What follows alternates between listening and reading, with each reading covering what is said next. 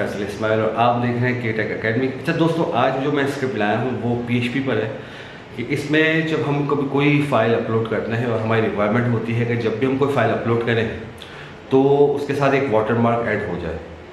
तो इस स्क्रिप्ट को अक्सर हमारे कंपनी के लोगोस आ जाते हैं या किसी की रिक्वायरमेंट होती है कि वो उस इमेज पर मल्टीपल ऐसी चीज़ें हों जिससे उसकी एक यूनिक पहचान हो और इसको फिर कोई इसको उठा के सेव ना कर सके। तो इस पर्पज़ से भी यूज़ होता है और किसी कंपनी का लोगो भी ऑटोमेटिकली उसमें ऐड हो जाता है। तो इस चीज़ के लिए मैं आप छोटा सा स्क्रिप्ट लाया हूँ कि आप PHP के थ्रू आप लोगो कैसे ऐड कर सकते हैं इमेज के ऊपर, ठीक है, अपलोडिंग के टाइम पर।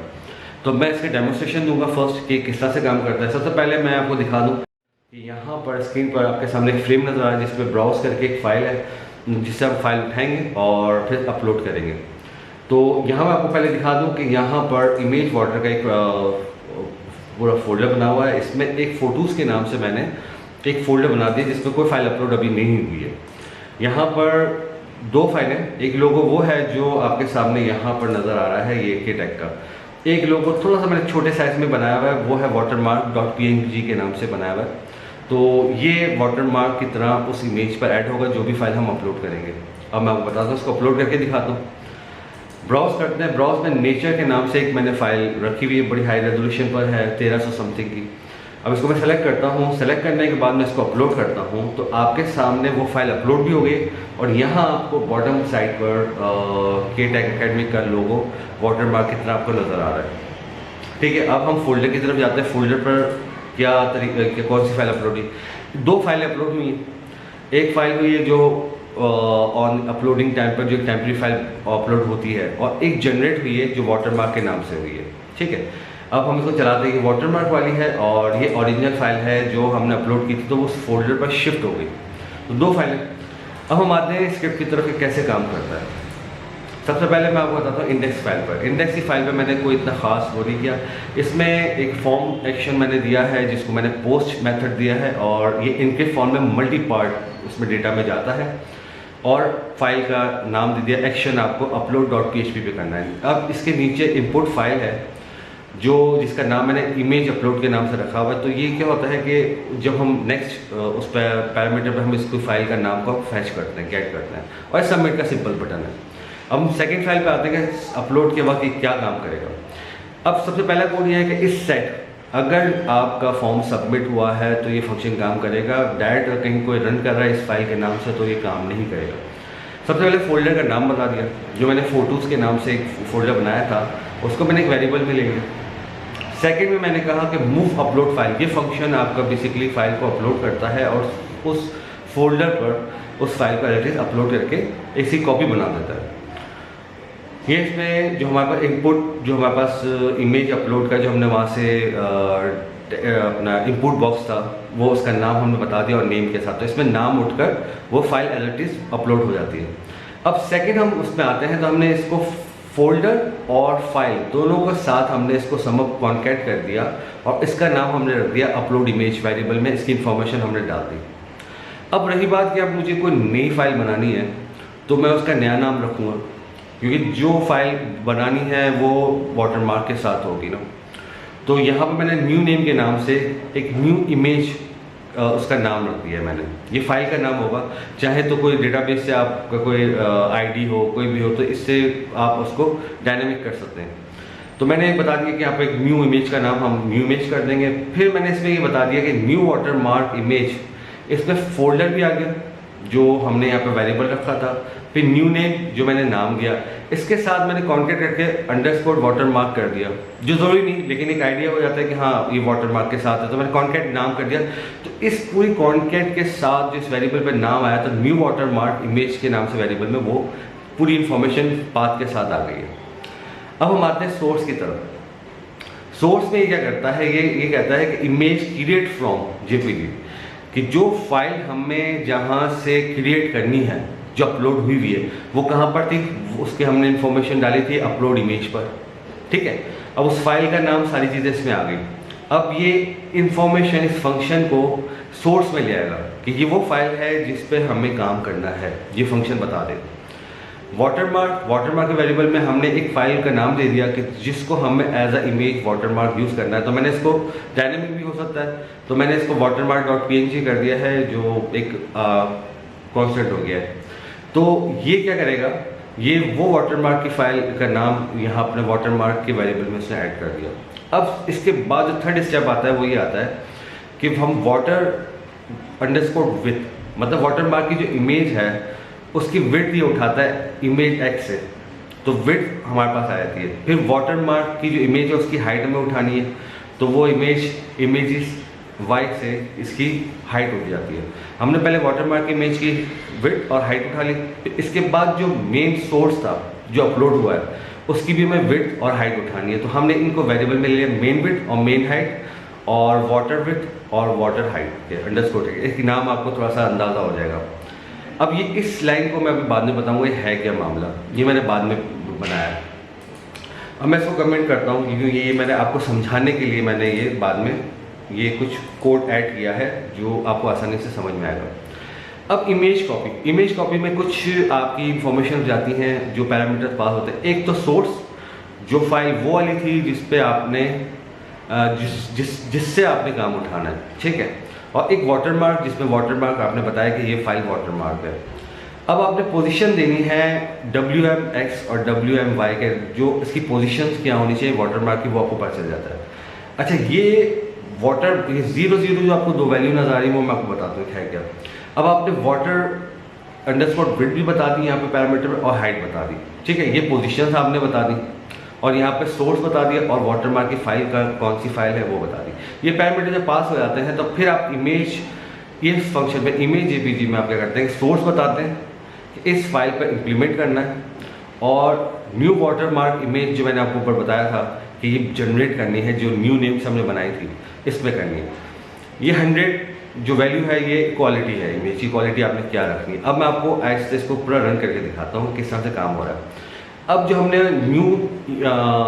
न्यू वाटरमार्क इमेज का हमने वेरिएबल ऊपर बनाया था ना, ये वाला जिसमें फोल्डर फाइल का नाम पूरा पाथ के साथ, वो हमने इसको कॉल करा देंगे यहाँ पर जो आपको नज़र आ रहा है। अब मैं स्टेप बाय स्टेप बताता हूँ कि रिफ्रेश करके क्या मामला है। सबसे पहले मैं पोजीशन की बात करता हूँ। जब मैं रिफ्रेश करता हूँ तो पोजीशन आपकी इस तरफ टॉप पर आ जाएगी। मैंने इसको सेव नहीं किया, हाँ सेव नहीं किया है, ठीक है। अभी ये कह रहा है टॉप से 10 पिक्सल्स और आपका लेफ्ट से 10 पिक्सल्स। हमें इसको सेव कर दिया फाइल को, तो जब हम इसकी पोजीशन देखेंगे तो ये अब आपका टॉप पे आ चुका है।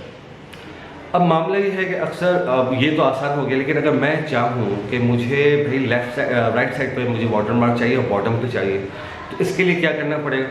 तो मैंने एक हल्का सा इसमें थोड़ा सा वेरिएबल में काम किया है। इसमें ये क्या है कि मैंने क्या किया कि राइट हैंड साइड पर वाटरमार्क हमें चाहिए, तो मैंने मेन विड्थ जो फाइल की मेन विड्थ है उसमें से माइनस कर दिया वाटरमार्क की फाइल की विड्थ को, और इसमें प्लस चैन कर दिया कि थोड़ा सा आपको 10 पिक्सल का उसमें स्पेस आ जाए।